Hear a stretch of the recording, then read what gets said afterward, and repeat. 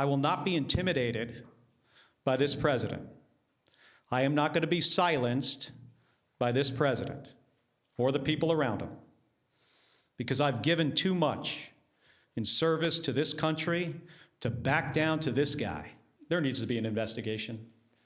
We need to pull some of these members of DOD and the military into the armed services committees in the House and the Senate. So we'll see if we get there, Senator. Just your reaction to what he's saying.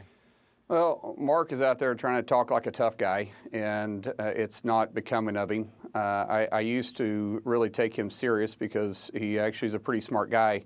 But I mean, just yesterday I was on a news program right before him, and he goes out and says the president doesn't like brown people.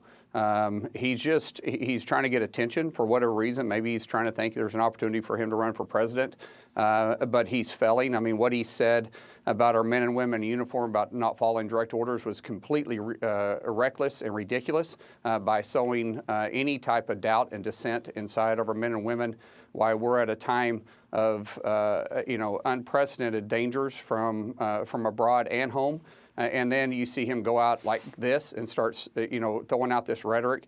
It sounds like to me he's pandering to this far left base, which is why the Democrats have a low approval rating, which is the lowest they've had since they've, actually measured the Democrat Party's approval rating. So I hate that Mark Kelly's going down this path, but this is what happens when you have people that are more interested in political gain than they are actually leading for American people. Because who could argue about us being proactive against these drug terrorist organizations that are flooding our streets with drugs, Bill, that no one can deny? I mean, think about this. We've had more overdose deaths in the United States in 2024 than we had in the entire Vietnam War. And so we should be applauding President Trump and Secretary Hegseth for being proactive when the previous administration turned a blind eye to it and opened our borders.